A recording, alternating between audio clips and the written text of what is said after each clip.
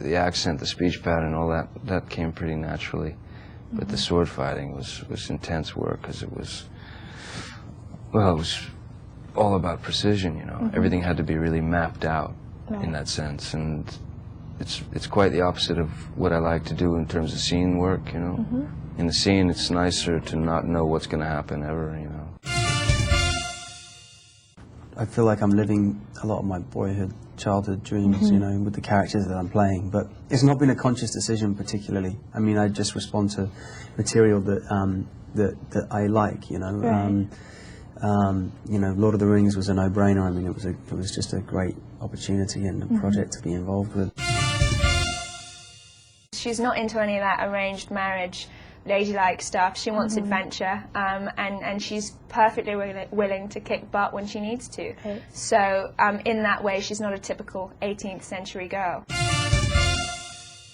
I've had several childhood dreams. I wanted to be on Saturday Night Live, and I got to do that for 6 years. I wanted to be a working actor, which I've been able to do, which is great. Exactly, it has that element, and then she did all the fun with the shoes and putting the little poof on the shoes, and then it was my idea to go platinum to do that, and it was really a collaboration with everybody, and the writing was so good. Well, that was also kind of one of the hardest parts, was the special effects stuff, because it wasn't actually moving or anything, and it wasn't there most of the time. So you had to pretend a little. You had to imagine. I'm going to go for it. I'm going to do it. And I know it's going to be hard, and I know that there's going to be, you know, my little ups and downs along the way, but, you know, I think it's something that actually is more attainable now than it was maybe years ago. I kind of agree with Anthony Hopkins when he says, you know, people talk a lot of stuff about acting. Actually, it's an instinctive, intuitive process, a lot to do with the imagination.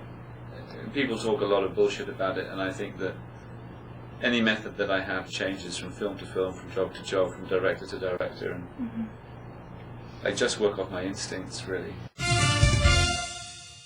We didn't have 2,500 people to reach out to, facially, physically. We had a camera, and it was like we were performing to one person. So that was the difference, you know, just to have the intensity and all that charisma, but boiled up so that and kept and withheld. I think that would be a lot of fun. We actually did try to put something together years ago, almost like a rap tour. Me, myself, and my partner Shakim and Benny Medina when he was at Warner Brothers.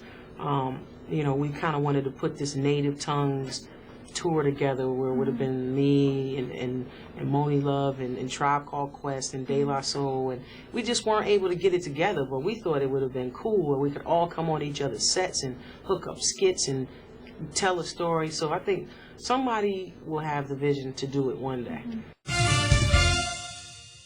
It's weird to have to direct yourself, because usually you have somebody as an actor that you can look over to and say, how'd that go, how'd I do? And so it was strange to direct myself, because you don't have really, you have to just rely on your idea of what the scene needs as opposed to your idea of what the character needs. When you couple any sort of storytelling with music, I mean, in traditional films, you know, and just the music plays such a big part in eliciting emotion. Can you imagine when it's actually incorporated into the storytelling? It's very powerful.